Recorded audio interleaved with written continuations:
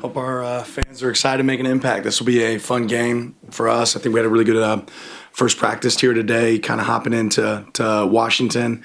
Certainly a team that has some talent and really well-coached team. I got a lot of respect for Coach Fish and the job that he's done, and have had an opportunity to go against him before, and think he always does a good job with his team. And I think you can see that with this group here.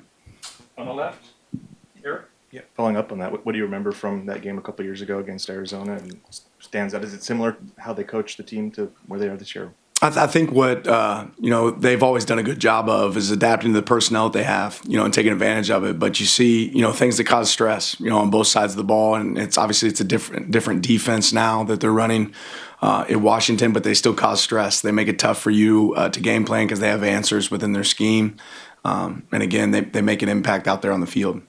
Back right, Aaron. Washington has gone towards their true freshman quarterback more over the past couple weeks. Just what have you seen from him on film, and what makes him a threat?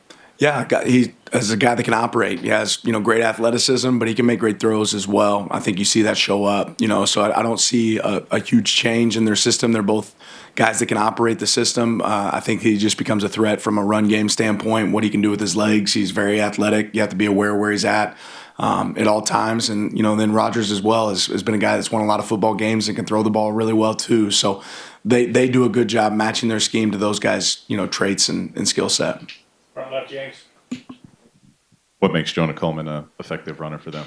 Yeah, I told our team earlier, I think this is as talented a back as we've seen besides Genty earlier this season. I think they're both very comparable. He's a guy when he gets to the second level, he looks for contact. He breaks more tackles probably than anyone else we've seen as well, like a lot of yards after contact. He's a great one-cut runner and stop-go, right? Like you see acceleration for him at the second level. So really talented player. It's going to take our best effort to get him on the ground. Middle left, Olivia. What's the challenge of facing a Washington team that hasn't named a starting quarterback yet? Well, I think, this is a team that's played multiple quarterbacks throughout the season. So we've seen a little bit of both guys, and they've had times where they've actually had both guys out there on the field at the same time. So I don't know that it presents a huge challenge. Either way, we were going to prepare for both because they've utilized both throughout the year. Back left, Matt. Having a bye week this late is pretty unique. How did you guys maximize it to get better this past week for this week? Yeah, first we just started by looking at ourselves, right? Evaluating where the areas that we can improve, what are our strengths, finding ways to be able to lean into those strengths, and then, getting our legs back, getting ourselves back, attacking the weight room.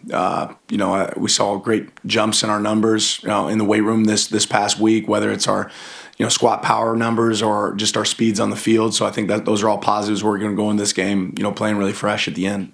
Same on the left, Eric. Seen you get creative in how you motivate your team this year? Is this one as simple as what the outcome was the last 3 times? It's always about performance, right? It's always about what we're able to do on the field. So, again, I think I've said it several times, motivation's overrated, right? Like, our guys have to want to go out there and execute at a really high level. Since the beginning of the season, we talked about playing our best football at the end of November. Well, we're there, right? So this is our opportunity to go play our best football against a good team. Back right, Aaron. Washington's pass defense has been one of the more effective ones in the country so far this season. Just what makes them so effective? Yeah, really sound. I think they have a great understanding of what the strengths and weaknesses are of every defense that they call, and because of that, they can play into those strengths or weaknesses. And they do a good job changing it up. They change the picture. They can play, zone. They can play man. I think that they're just extremely well coached. Front left, James.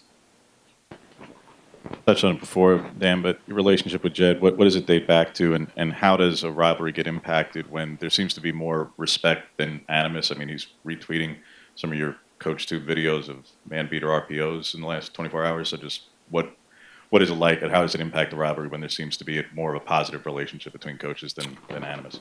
Yeah, I mean, I think anybody that wants, steps out on the field, they want to have opportunities to go win, right? And he's a competitor, I'm a competitor, but that doesn't mean you can't respect, the job that he's done or the success he's had in his career. Right here on the right. There's a lot of physical benefits to having the time without a game here, but what are you able to do with the team mentally in order to prepare them, not only for this game, but for the run-in? Can reword that for me or say it one more time? There's a lot of physical benefits to having the bye week here, but what are you able to do with the team mentally here in order to get them ready for this game and for the run-in? Yeah, we ultimately it's about this game, right? The next game is the most important game. So we prepare very similar to what we would every week. The difference is you have 2 weeks. So the last week was about preparing for ourselves. What can we improve? And then this week's really going to be about Washington. Back left, Matt. Two different receivers this year, but they're both, again, in the top 10 in receptions for the conference. Your thoughts on just Jackson and Boston and how they complement each other? Yeah, great players. And I think when you put the ball close to them, they do a great job of attacking it. You know, they have big catch radius. Again, you can tell that they're not guys that you can necessarily leave on an island. They're going to compete for the ball. So it's somebody that, you know, those are guys that we have to be aware where they're at all times. Back right, Aaron. Oregon is now the only undefeated team in FBS.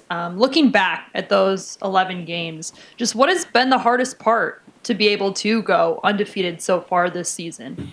I think anytime in college football, it's the consistency, right, throughout the year of, you know, what it takes to be able to win tight games, you know, games that are maybe have a little bit bigger, wider spread in them, you know, but ultimately being able to play consistent football throughout the season is tough.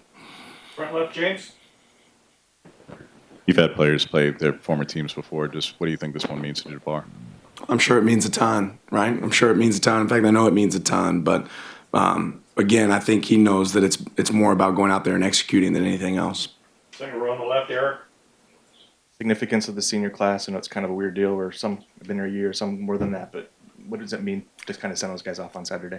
Yeah, this will be their last, you know, potentially their last opportunity to play here in Autzen. You want to make sure you send them off the right way. And, you know, the later you get in your career, the faster and faster these seasons go and these moments go. And I think that'll be a surreal moment for all those guys stepping on the field, getting an opportunity to enjoy their senior day.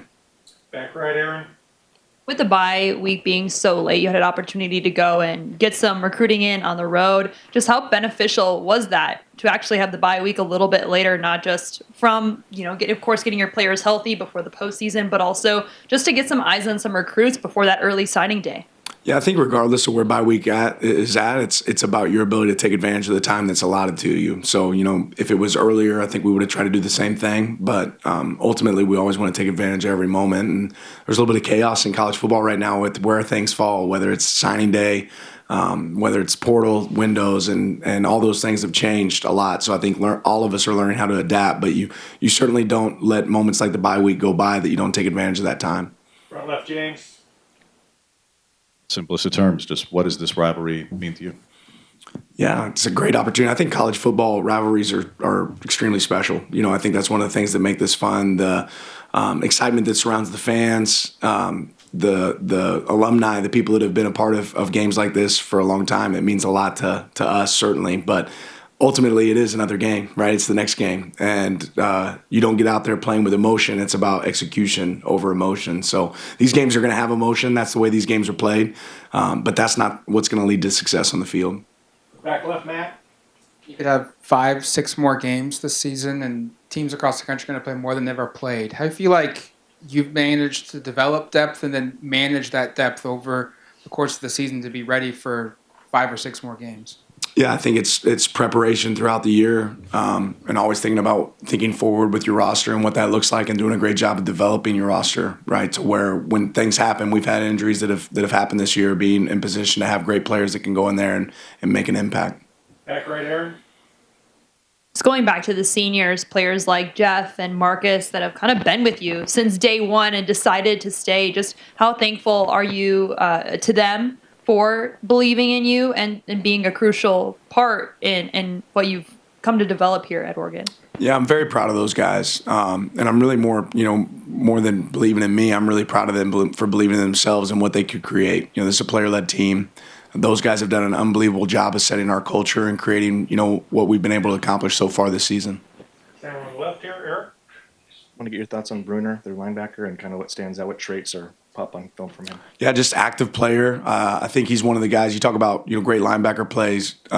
Those guys are able to make the people around him play better, right? Like a good quarterback can't be a good quarterback unless he does a great job of making sure the wideouts are on the same page. I think what you see is a defense that has 11 guys playing the same call, right, at the same time. That sounds easy, but it's not as easy as it looks at times. So you see a group that communicates well together and plays well off of each other and solves problems, and he's definitely one of those guys. Front left, James. Do you expect Jordan Burch and Marcus Harper to be back this week? Yeah, I think time will tell. Just like I've always told you guys, when guys are ready to be out there on the field, we'll see them. That's all we have for you, Coach. Thank you. Appreciate it.